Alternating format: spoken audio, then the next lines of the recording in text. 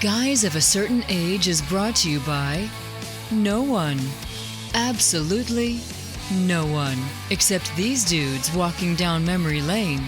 Now let's head to the studio to see what they misremember next.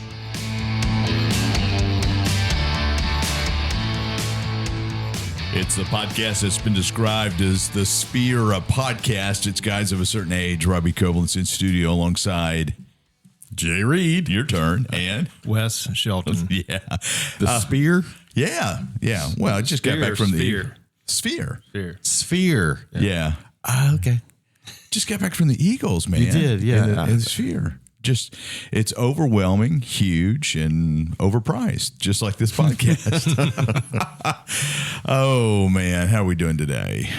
Just fine. Just chilling. Yeah. Wes Shelton, how are you? Friday. I'm so glad you came to play with us. We need to tell your wife that. Does your wife know you're here? I don't know if she does or not. Probably need to. No, but she can look on the 360 or whatever it's called. Yeah. So if she wants to find me. If she wants to find you, and she knows what's up here. In plain sight. Yeah, that's right. Because don't you have a limit of 3 podcast appearances a year or something like that, or 2, something along those lines? No limits. No limits. Yeah. Wow. I wish I had such. So, but anyway. All right. Let's jump into Geeks of the Week real quick. We got Wes here for the second Shelton. The second Shelton. He's the first Shelton for the second segment. He'll get those pithy comments, I'm sure. So who wants to go first?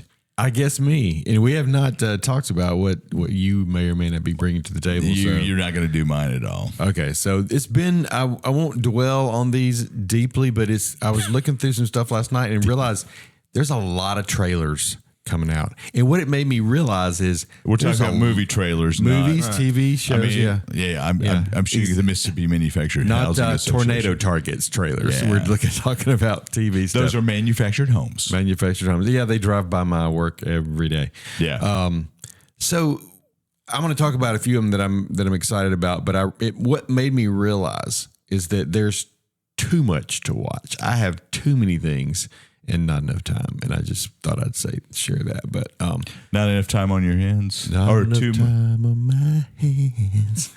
How's that? It's too much time on my hands. Too much singing on your too much singing on the yeah. I mean, Art's not here to sing, so I got to pick up slack. That sticks. Too much time on my hands. Okay, yeah. Not so soon to a fear. Dynasty Young, maybe, and Dynasty Young and Tommy Shaw sticks. Okay, I'll take your word for that. Yep. Wow. So anyway, trailers. Okay. Back to trailers. Green Lantern trailer. Have you seen that one? I have. Interesting. I think that'll be fun. I think it kind of gives me. I'm hoping that it will be a similar vibe to Wonder Man, not in the comical sense as Wonder Man was, but in the sense that they're going to do something that has a superhero element to it, but is also going to be just a good show. A lot more grounded. Yeah. So, Green Lantern is coming out in August. Are you familiar on the HBO, right? On HBO Max, which will soon be. Well, we'll talk about that in a second. So, you're familiar with Green Lantern from the DC universe? I'm not. Yeah, you didn't watch the Ryan Reynolds movie. Okay, I didn't dive into that. Yeah, that's okay. That's right. I'll never get those 2 hours of my life back. Okay. Yeah, but this is a TV Thanks show. For the warning. Yeah. This looks better. This looks better than Ryan Reynolds. Kyle Chandler, who's the guy from, was it Friday Night Lights and other things? Well, yeah, he was the coach of Friday Night Lights, the TV show. I don't know the Hal Jordan guy. I don't know which one. Well, that's Hal Jordan. Who's he training? That's going to be the other dude. John Stewart's Hal. No. John Stewart is the okay. Yeah, it's Hal Jordan. I just said Hal twice. Yeah, Hal. So, Kyle Chandler plays Hal Jordan. Okay, who was the primary Green Lantern, and then John Stewart's the one in training. I can't remember that actor's name, but he also just came off the morning show. Oh, okay, on Apple TV, which I'm going to talk about in a minute. Okay, so Green Lantern, House of the Dragon 3, season 3. Yeah, well, that's what I meant. Yeah, season 3 coming out. That's in June. Yeah, and that looks super intense. I mean, I really can't speak much to the details of the world of Westeros or whatever. There you go. But right. See, neither of us should be singing. But anyway, that looked really intense and good. And you liked House of Dragon seasons 1 and 2. Correct? Oh yeah. And so I'm kind of the guy I didn't watch the original Game of Thrones, but I'm kind of watching the adjacent stuff and enjoying it. So he's Game of Thrones adjacent. Game of Thrones adjacent, yeah. Yeah. So then a few other ones. Those are the two main ones. I saw a longer Project Hail Mary and a little blurb about that. That's coming out probably before this podcast airs. We're pretty close to it, a couple weeks, right? This podcast is going to probably air a week from today as we record because so it'll nothing come out in the can. It'll come out about the same. So the directors were talking about how there was no blue or green screens at all used in the filming of that movie. They completely built out the set of the ship and all that stuff. Okay. So no green screen. So that was a cool thing. Even the alien Rocky is mechanical or whatever. So Animatronic. yeah. So he said it was kind of cool to be able to put the camera on the actual being rather than kind of put the camera where the CGI might be later. Yeah. Yeah. So kind of cool that way that was filmed. Just a little extra about that. So anyway, I'm looking forward to see that movie. yeah, I think I told Melissa, I said that's probably going to be the next one we go see in the theater. And you haven't read or listened to the book. Art's listened to the book. Yeah, I have read the book. I'm about to finish. What am I finding? I'm about to finish The Wheel of Time after 30 hours of listening. And there's only 12 other books after it. And I will not be listening to any of those. All the way to Path of Daggers. No. So Yeah, absolutely not. I kind of puttered out after book 6 or 7. Yeah. Well, I'll probably watch a little bit of the TV show to see how it compares, but that adds to my list of 8 or 9 other things that I What's else on your list to watch? Okay, Monarch 2, which is out now. Haven't started that. House of the Dragon, Daredevil 2 coming semi-soon. Yeah, whenever.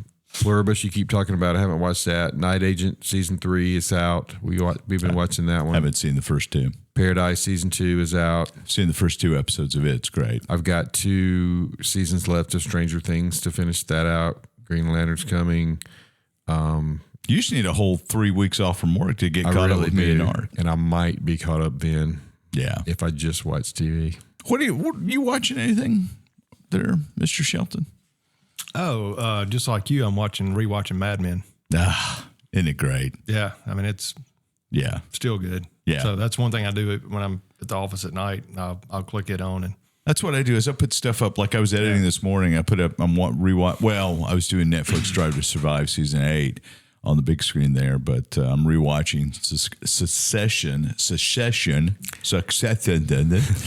Yeah. Brian Cox's magnum opus. Yeah. So, and see, as far as West goes, I mean, you reminded me, I haven't watched all of Vivian's last show, Vivian Howard's. Yeah. I watched some of the stuff like that on the PBS. Yeah, I'm not caught up on True South. There's another couple food shows. Watch those shows. I don't really like True South that much. I've decided.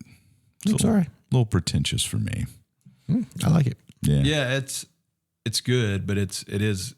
I don't know. It is a little pretentious. It's a little bit over the top, a little bit extra. Sometimes it's like it's not that good or not that. I mean, I don't know. It's just a little bit extra. Yeah. Sometimes, and it's like, but I still watch it to see what he has to say. Yeah. Maybe show something I missed. Yeah. Vivian show's great. All her shows are good. Who's that? Vivian Howard. Boy, I got that in stereo. Yep. Stereo. Yeah. What, well, she had. Is she a chef? Prior to 2020, they had the Chef and the Farmer in Eastern North Carolina. That was her restaurant. Yeah. Okay. Yeah. And so they kind of documented that, and then she, like many people, locally sourced everything she could. Yeah. That was The Chef's Life was the name of that show. Yeah. Oh, okay. And I remember that show. She did a book signing one time in Oxford, and we drove up there and met her. Super nice, signed books and stuff. But now she's going. Yeah, I think it's called Ask Me Anything, right? Or I Have Questions. That's part of it, but it's not. Is it kitchen something? Kitchen Confessions? No, but it starts with a C. I'm embarrassed. Kitchen, not Kitchen Confidential either. That's. But it's got the word kitchen in it. And I do watch a lot of all the Bourdain stuff. Yeah. I can get Mind of a Chef on PBS. That's great. That is really good. So, as we're talking about food, Making of a Chef. Yeah, making a chef. Yeah, which Mark and I have talked about revitalizing that a little. Well, Melissa. We were at my folks' house the other day, and I was in another part of the house, and she said, "Jay, you're on TV." I'm like, Again. "In the world?" Yeah, again. And there was Mark and I making some kind of fudge something. He was going to be in Jackson doing an event down there, and he was, I forgot about that. getting the the brownie. You guys are. And this is the last time you filmed was 6 years ago. Yeah, right before COVID. Yeah. Right before COVID. Yeah. Yeah, footage that never saw a television because we were out the cabin. Doing redfish. Yeah.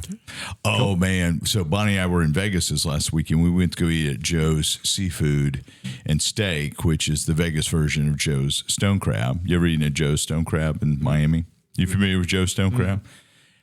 We got stone crabs as an appetizer. Whew, boy, expensive. But I had a bone-in filet. Think about that. Yeah. So it's the filet was on the bone shank is what it was, but it was really, really good. But it was very, very interesting. Bonnie had a Chilean sea bass that was incredible. So $300 with nary a drop of alcohol, Gosh. or dessert. Wow. Okay. Yeah. When in Rome. Yeah. Well, we were in the Caesars Forum shop, so Was he close there? enough. No, he wasn't. But there was a naked statue of him outside. We ate at a place called Esther's Kitchen that was great too. If you're ever out there, it's off Strip. They make their own sourdough. They've got a baker there that's making their own. Just phenomenal. Had a great pizza. One of the best pizzas I've had in a long time. So got to chatting up the bartender. We ended up sitting at the bar because we didn't have reservations, even for like a 1 o'clock lunch, and told them about Luva, just kind of compare notes. And they brought us over a little complimentary aperitif to drink. It's called Chene Chene. Looks like China. It was great. So we had a little mid-afternoon, little something, and great place. Have you been to Vegas? I have not. You haven't Still been to not Vegas? been. Yes. Yeah, I know you've been. So I'm going back in probably another 4 weeks or 5 weeks or something like that. So anyway, all right. What else you got on your geekage? That's it. So my geek is the F1 coverage on Apple TV Plus. What used to be Apple TV Plus. So now Apple TV is the home of Formula One coverage. It had been at ESPN forever. As it's blown up, Apple TV jumped on the F1 bandwagon with their movie. There's talks of a sequel to F1, the movie. You can't really call it F2, because that'd be like the sequel to Major League being minor league. Anyway, they started their coverage this weekend because as we record, the Australian Grand Prix runs in about 36 hours. One of the things that's really, really cool, you log into and you've got the main feed. So I watched practice last night before I went to bed. I think I was doing free practice too. And they have the rider boards with all 22 drivers. So you can do a side-by-side or a multi-view. So you could pull up the main feed. Then in a couple of extra windows, you could have a map of the track with all the active dots of who is where.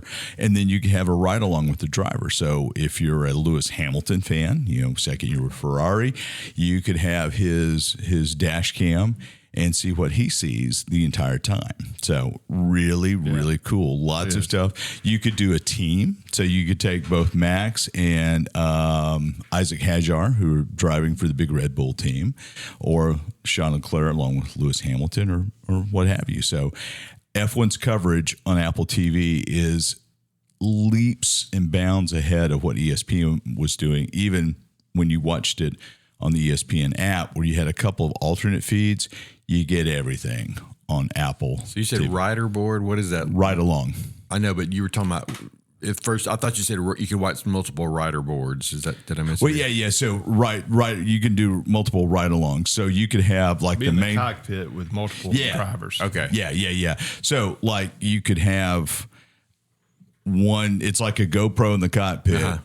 So you could have one of each. So from your NASCAR background, Right. I mean, when you watch it on TV, you're watching the leaders and then the favorites. I mean, not everybody has a. I guess they do now, but when you're watching NASCAR, you can't go see what your guy's doing and get if behind he's not the wheel yeah, if he's not Leading, yeah. up front, and so I think that's a cool feature. It really is a cool feature. You can follow who you want to. Yeah.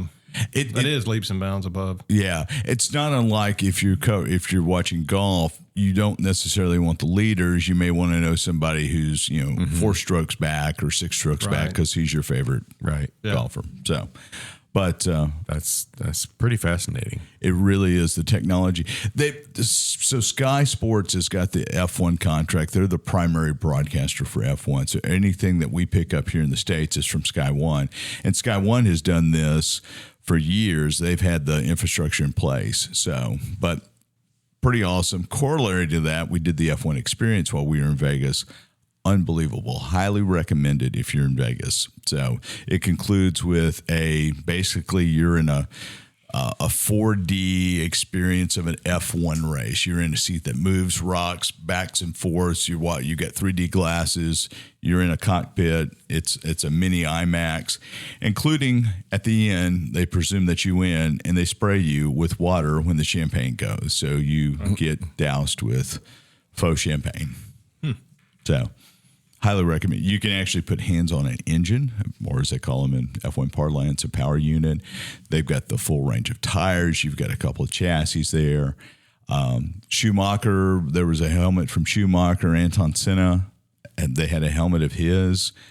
Pretty amazing. So well worth a couple of hours. Is that the first time you've done that? Yes. Because you did something last. I think we did a simulator. Yeah. We did a simulator at Area 15. This is actually at the F1 paddock, which is what F1 has built as their headquarters in the United States. You can do go-karts, right? And so the paddock is where the F1 Grand Prix, the Las Vegas Grand Prix starts. So your go-karts, you're actually racing part of the time on the F1 course. And right where we were is where they start the F1 race. You can see the markings for pole position 2, 3, 4, 5. So a lot of fun. Yeah. Yeah. Food. That would be. Simulators. Meow Wolf at Omega Mart at Area 15. There's a John Wick experience. Oh. Like, do you get sprayed with blood? Well, so at the end of that one, we looked at doing it, but we didn't have enough time. Bonnie wanted to do Meow Wolf's Omega Mart.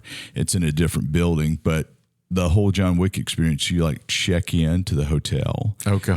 And apparently an assassin starts to follow you. And so you're racing against the assassin to get to something.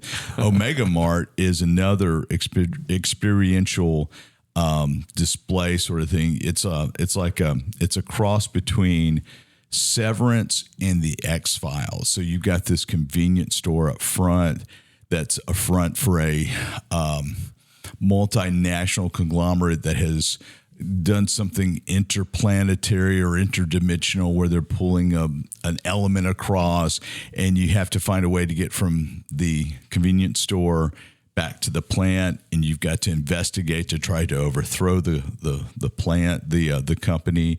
Like you walk through a cooler, like you know how you open a door to get a drink at a convenience store. Mm-hmm. It's one of those coolers you walk through. It's really kind of cool. So well worth a couple you said hours. Meow Wolf? What? Meow Wolf is the name of the company who did it, and it's called Omega Mart. Okay, so I thought the name of the experience is not Meow Wolf. It's Omega Mart, but it's Meow Wolf's Omega Mart. Gotcha. Yeah. So anyway. Yeah, I need about a week out there or two. Yeah. Need to hydrate. So need to hydrate out there. All right. We're going to take a break. To hydrate. Well, yeah, you guys, I didn't bring anything. And we're going to talk summer grilling season up next. We have hydrated. We're back. And we have the most frequent guest, I guess, on the show. This is what, your fourth? He showed up at the Christmas party. He did. Mm-hmm. This is your, what, fourth, fifth time that you've been on the show? 6, 7. 6, 7. Well, not that he's counting. Yeah. Apparently the 6, 7 craze is starting to die down, thankfully. Yes, I don't know. Yeah, I've heard that it's... We're of a certain age, so how would we know? Well, Your kids, were they into it at all? They don't? Okay. I'm so sick of 6, 7. I'm not even sure what it is, but anyway. It was this basketball player guy talking about 6, 7 and doing his hands like that, and it just kind of blew up, and it's stupid. Okay. Yeah. I believe you. All right. There you go. There you go. All right. We're recording in March. This will come out in March. It's starting to warm up.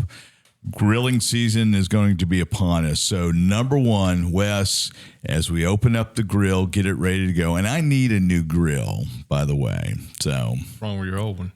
it's about rusted through the legs. Which one are we talking? Oh, we're not talking about the egg. No.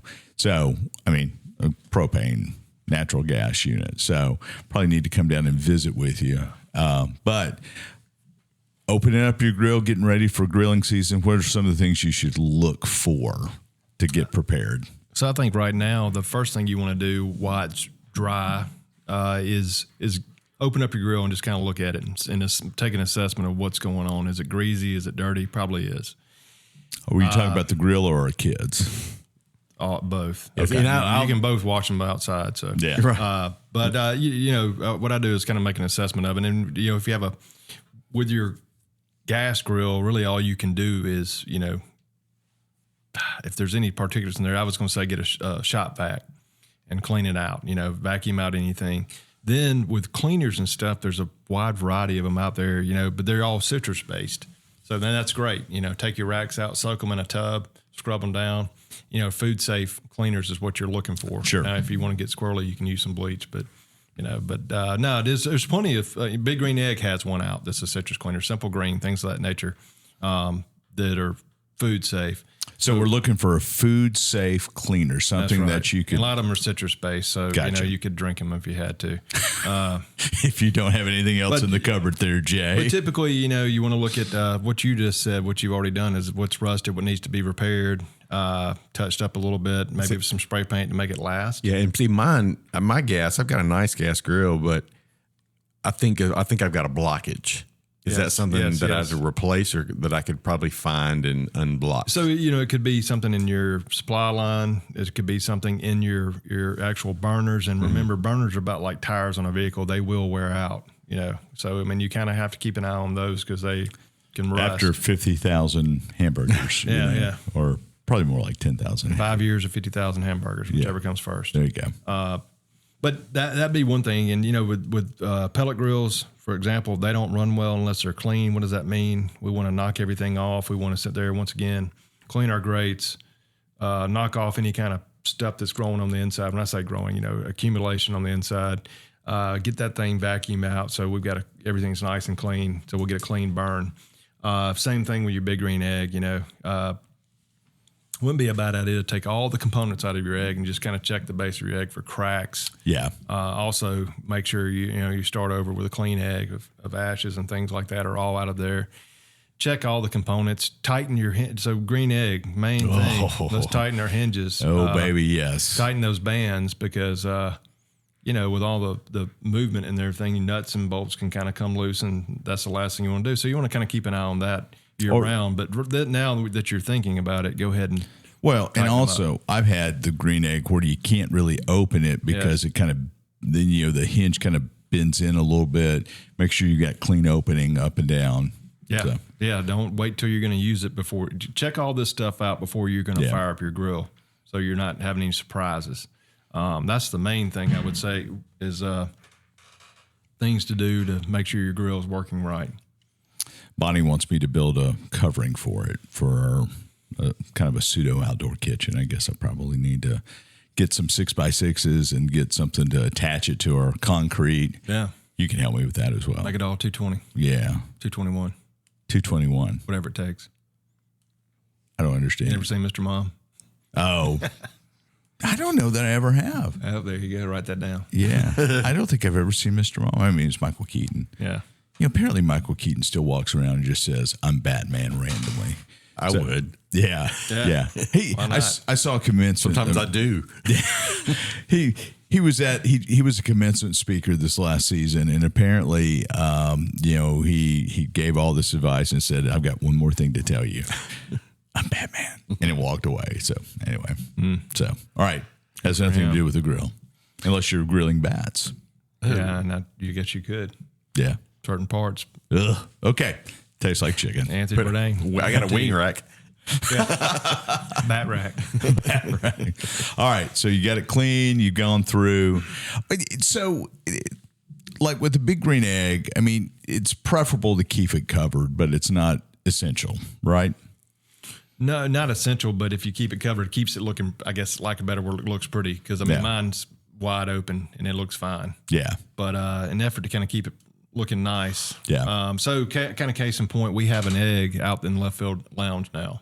Yeah. And so you mean the outfield terrace?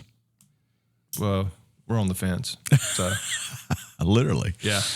But I wanted to keep that thing looking nice. And that kind of brings me to what I was going to talk about is, you know, this is the time of year to look for something. If you're looking for a grill or you want to upgrade your egg, for example, you know, look at some different tables and things. And that's what we did out there is we put ours in a table. Yeah. Big green egg powder coated table with a table right next to it. And it's working great. It's nice. It's on casters. We move it around because we had to put it against the fence so it doesn't get broke. Yeah. During batting practice and things of that nature. So that's where it lives. Yeah. But we do cover it up, and that table setup has been really nice to use. We really enjoyed it. And you have those in stock? We have those in stock At Bell Building Supply, 402 East Lampkin Street. Downtown Starkville, Mississippi. But we have like an extra large setup, the table that it sits in, and then the table adjacent to it. That setup is around $3,300, and that's that's not inexpensive, but that's something that's going to last you obviously a long time. Yeah. Probably outlast us. Yeah, and I've got you'll know the name of it, whatever the steel kind of cage thing that mine sits in. It's got a for lack of a better word, a flap, a small table on each side. Yes, and I would love to have more space, but it works great. And that's kind of what I'm talking about. You might consider upgrading. You know, your egg is over 10 years old. Is it? Yeah, yours is over 10 years old. Mine's over 10 years old. Yeah. But if it ain't broke, don't buy it. Yeah, I mean, I don't well, use mine as much as you do. My table below is kind of disintegrating, so I have to make a move. And that's kind of when I'm getting, look at that. I mean, I'm looking at that going, well, I'm probably going to, I've enjoyed that setup in the outfield. I'm probably going to take it home with me. Yeah. You know, type of situation. So that's one thing I would consider upgrades. If you're going to, you know, if you're thinking about it, it's time to do it because it's upon us. So I was looking at a grill at one of your competitors. They had it on a warehouse sale, and it was a propane grill, but there was no natural gas conversion available. How big of a deal is it for a grill to convert between natural gas and propane? Usually, it's a matter of an inlet choking point. It's an orifice. We don't use that type of language here. Yeah. Sorry, Mrs. Reed. That's really dependent upon the manufacturer. Most manufacturers of a grill, but so and I haven't delved into. We sell Blaze grills, for example. Yeah. That's a nice, decently priced, high end stainless steel grill, and you do specify whether you're going to go LP or natural gas. Now, I haven't delved in to see if they have a conversion kit, but you wouldn't do that anyway unless you bought it secondhand, because when you purchase it, you're going to get what you need. Get what you need. Yeah. And I don't know that Weber has an option. I don't know if you're looking at a Weber, but sometimes they do, sometimes they don't. So it really is dependent upon the manufacturer. What brands do you carry? What grills do you have? So we right now we're doing Napoleon, which is a propane / natural gas grill. We do Blaze. Mont Alpi, which if you look that up, has some really cool stuff, islands and things like that are really reasonably priced. Outdoor kitchens kind of made ready to go. Yeah. And then Blaze, which is stainless steel. Still keep the standard 22.5-inch Weber kettle. It is hard to beat. And then everybody knows that's a charcoal grill. Yeah. And then the world famous Big Green Egg. Yeah. Which it's hard to beat. It's really hard to beat.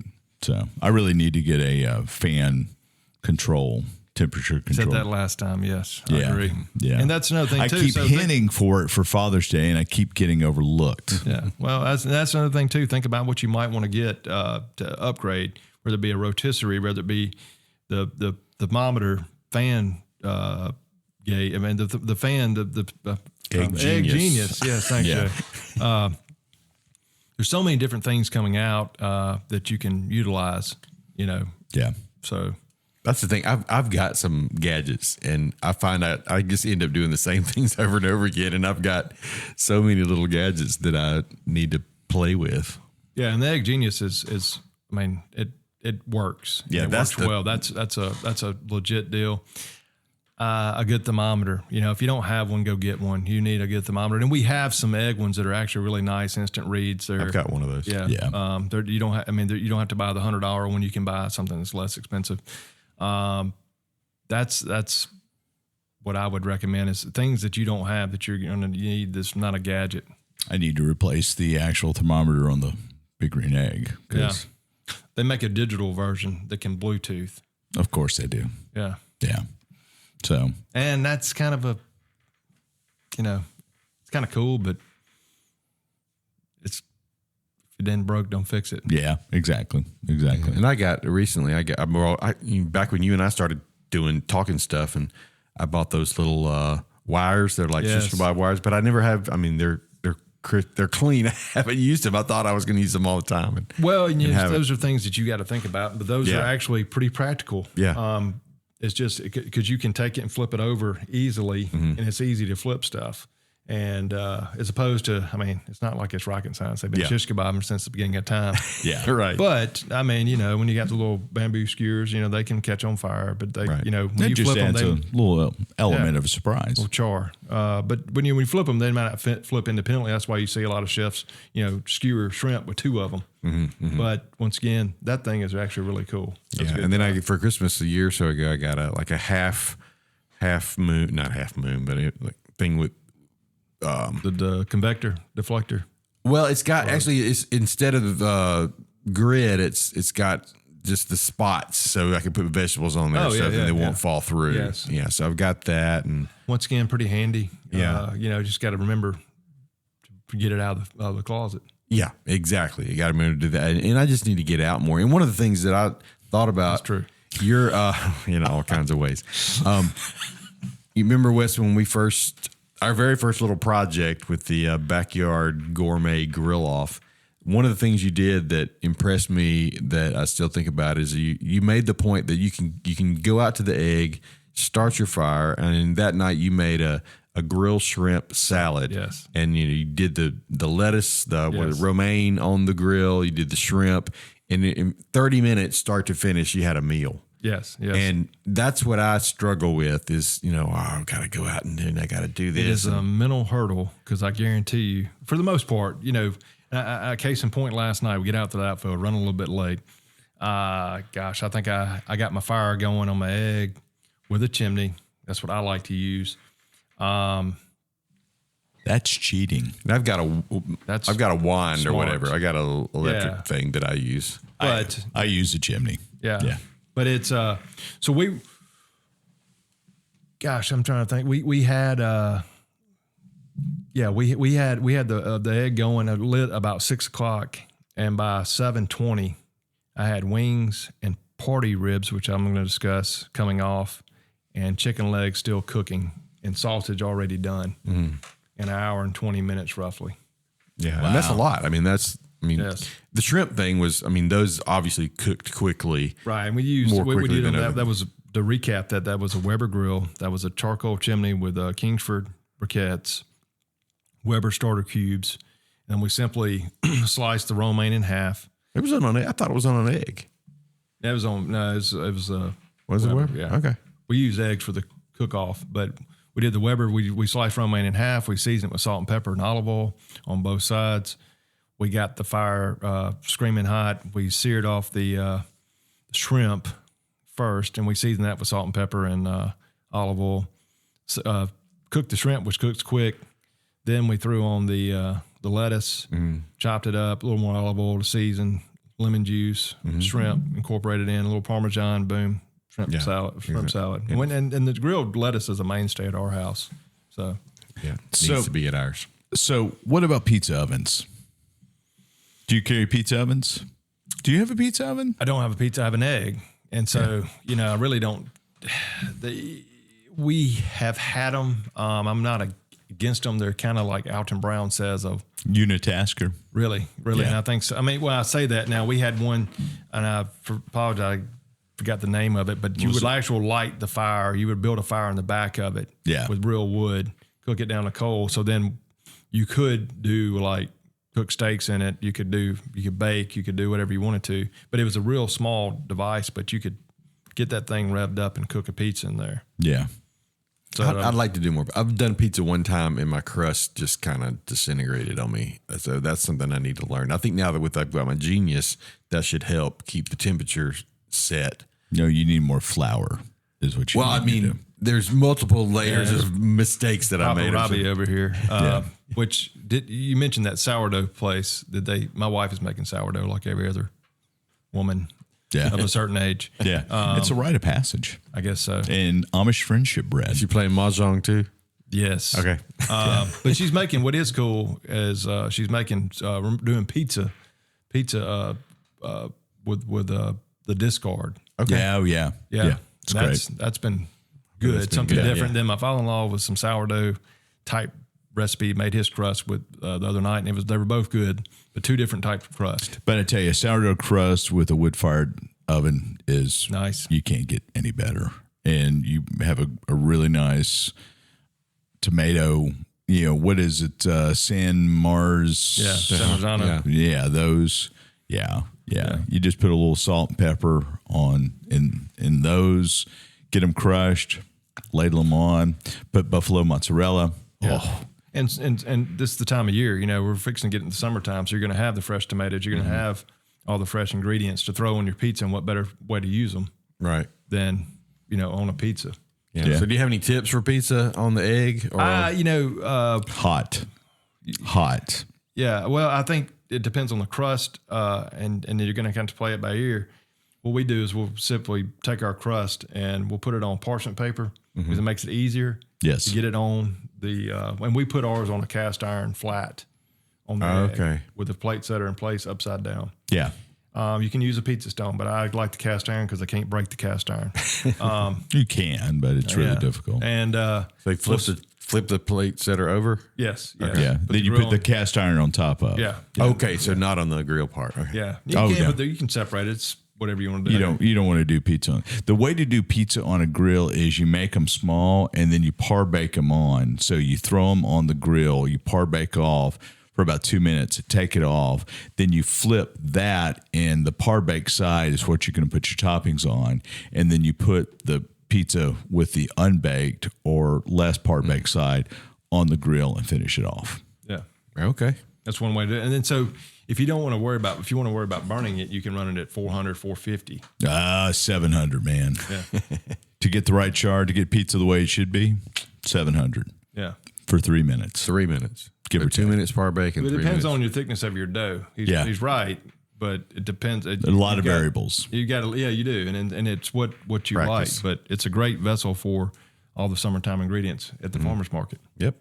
That's right. So, all right, we've gone almost 40 minutes as we do when we talk food. Anything else you want to talk about real quick on your, I can't read your handwriting. No, I can and I can't. Yeah. So I think, something new for this season, I mentioned party ribs, and all that is Malcolm Reed talked about them. It's real simple. You take a baby back slab of ribs, cut them up individually. Baby back. Yeah, sorry. You can use chili powder, but you basically season them up with your favorite seasonings, and you cook them on the egg indirect, and you cook them like chicken wings because it's it's closer to the pork loin, so it's basically pork loin meat. Yeah. So it doesn't have to cook down to tender, and so we had those ribs done in a little bit over an hour. Oh wow! And we just flipped them around. You can, of course, you can sauce them, you can do whatever you want to, but they're encapsulated in the seasoning all the way around, and it's a great bite. It's already cut. It's not, it's so just you're cutting them up individually. That's right. And then you just kind of lay them on the grill? Just like I'm doing chicken wings. Okay. Yeah. So it's I do wings on my wing rack. So well, you could hang these, but nonetheless, no, you just lay them out, and it's great. It's easy. It's fast, and it's a good party appetizer. Yeah. And then, so I think the other thing too, listen to another podcast. It was Heath Riles, and he talked about getting in a rut, which we all do, of what you just said. Mm-hmm. I do the same thing every time, and we all do. But trying to make yourself branch out and try some new seasonings, different brands of rubs, if you like, different, maybe different from ethnicities, And we didn't even talk Blackstone. That's a cult, but go ahead. You've got a Blackstone, right? It doesn't live with me. It's stayed somewhere else. Wow. I don't ever use it enough. So, I mean, We use our Blackstone all the time. yeah, I know. Yeah. But I mean, I'm not against it. I just don't need it. It's Yeah. nothing I have to, if you didn't use it, you have to maintain it. Yeah. And there's nothing wrong with that either. It's just that I'm not a griddle person. Yeah. It's an outdoor blacktop. It's great. Yeah. Yeah. Your own little Benihana. Satisfies my need to be a short order cook. So Yeah. I just need some bowls to put on top to, They sell them. I know they do. They sell everything. So, yeah. Anyway, cool. All right, Jake, any other questions before we wrap up? Nah, we're good. I think between the party ribs and the pizza, that'll keep me going for a little while. You hungry yet? Oh yeah. Yeah, of course. All right, we're going to wrap it up. Thank you, Wes, for joining us. We'll see you next time around.